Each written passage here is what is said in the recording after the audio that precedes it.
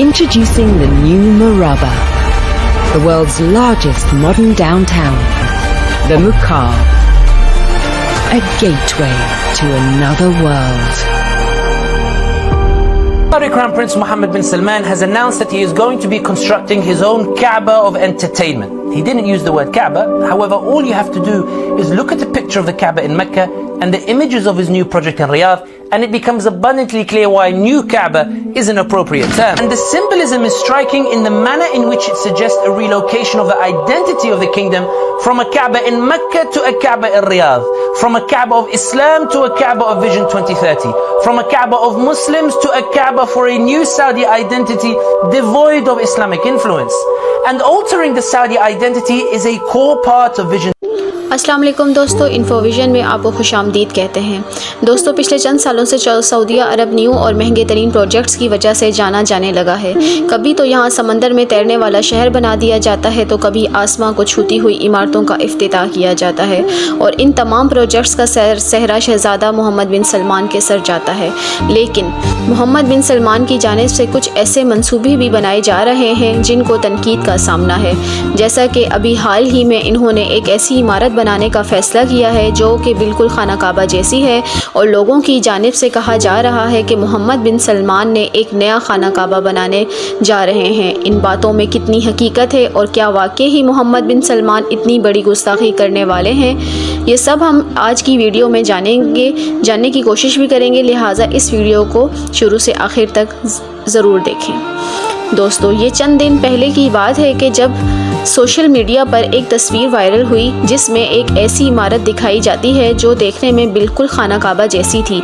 इस तस्वीर के बारे में बताया जाता है कि ये मोहम्मद बिन सलमान का एक मंसूबा है जिसमें बिल्कुल खाना काबा जैसी एक इमारत को तामीर किया जा रहा है, और इसे भी बिल्कुल वही हैसियत हासिल होगी जो खाना काबा को है। इसके बारे में मज़ीद बताया जाता है कि बड़े बड़े अशरफियाँ और हुक्मरान लोग जो आम लोगों की तरह खाना काबा में हाज़िरी नहीं दे सकते, वो तमाम लोग यहाँ हाज़िरी देंगे और उनको वैसा ही सवाब मिलेगा जैसा कि खाना काबा को मिलता है। नाउज़ुबिल्लाह। इस मंसूबे के सामने आते ही कुछ लोगों ने इसे क़यामत की निशानी करार दिया, क्योंकि इनका कहना था कि ऐसे काम क़यामत के करीब ही हो सकते हैं। इसके अलावा कुछ लोगों ने इन तस्वीर को फ़ेक करार दिया, जबकि बाज़ अफराद ने कहा कि ये सऊदी अरब में हो ही नहीं सकता। इन सारी बातों के बाद हमारे जहनों में ये सवाल भी पैदा होता है कि ये सब कैसे हो सकता है। लिहाजा इसी सवाल का जवाब ढूंढने के लिए हम तहकीक का आगाज़ किया, और फिर तहकीक में जो बात सामने आई वो इन तमाम बातों से बिल्कुल उलट थी। इस तहकीक के मलगूब हुआ कि ये कोई खाना काबा नहीं बल्कि आली शान डाउन टाउन बनाया जा रहा है, जैसे अल मुराबुल जदीद का नाम दिया गया है, और ये दुनिया का सबसे बड़ा प्रोजेक्ट होगा। इस हवाले से सऊदी अरब के गवर्नर का कहना है कि इससे दारुल हुकूमत रियाज का मुस्तकबिल रोशन होगा, और ये सऊदिया VN 2003 के अहदाफ को पूरा करेगा। माहिरीन का कहना है कि न्यू डाउनटाउन से तेल हट कर भी मजमूई कुव्वती पैदावार को तकवीयत पहुँचेगी, जबकि इससे 2030 से 180 अरब रियाल की आमदनी होगी, और इसके साथ साथ 13,34,000 मुलाजमतें भी निकलेंगी। माहिरीन ने तवक्का ज़ाहिर की है कि न्यू डाउनटाउन की बदौलत प्राइवेट सेक्टर की शराकत दारी बढ़ेगी। न्यू डाउनटाउन के डिज़ाइन ज़िंदगी का मयार बुलंद करने में मावन बनेंगे। ये सब डार्विन ट्रैक पर मुश्तमिल होगा, और इसमें सेहत और स्पोर्ट्स के असूलों को भरपूर तरीके से मद्देनज़र रखा जाएगा।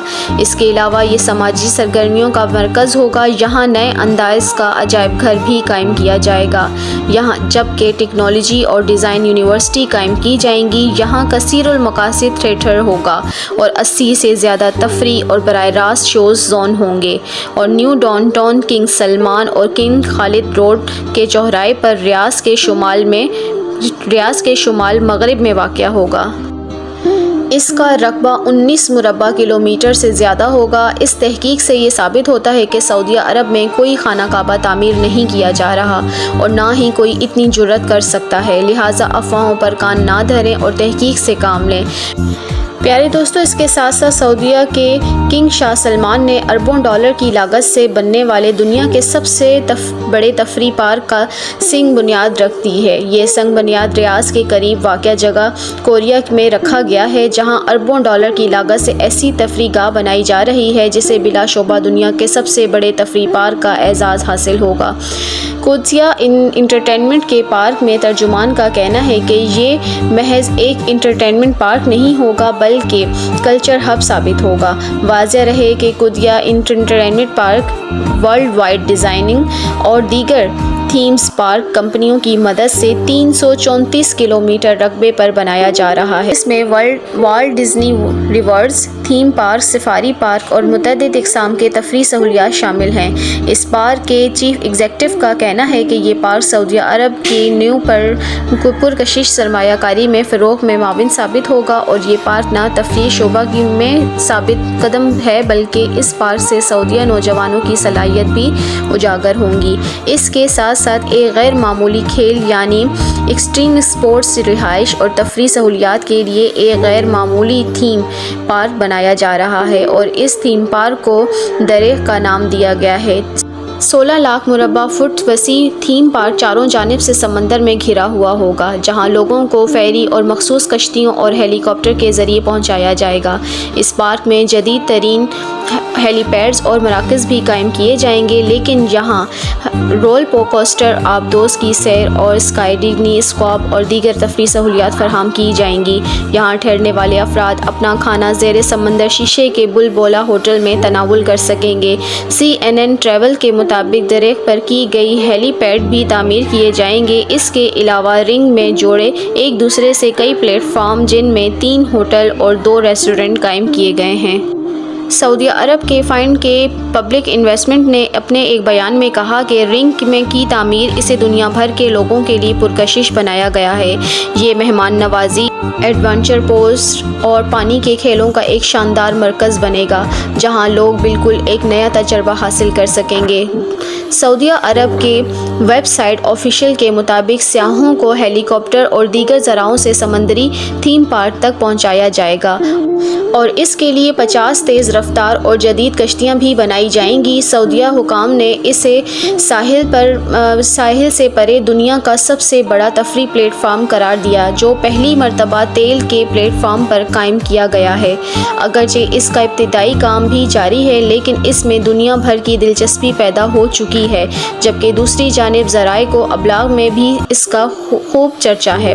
اس میں کوئی شک نہیں کہ یہ عمارتیں ترقی کی علامتیں ہیں، لیکن یاد رہے کہیں نہ کہیں یہ عمارتیں قیامت کا پتہ بھی دے رہی ہیں، کیونکہ صحیح مسلم کی ایک حدیث ہے جس میں اللہ کے رسول نے قیامت کی نشانیاں بتاتے ہوئے فرمایا کہ اونٹوں اور بکریوں کے چرواہے برے رابدن اور ننگے پاؤں ہوں گے، وہ ایک دوسرے سے مقابلہ کرتے ہوئے لمبی لمبی عمارتیں بنوائیں گے اور فخر کریں گے۔ آج ریاض شہر میں عمارتوں کا یہ مقابلہ اپنے عروج پر جا پہنچا ہے۔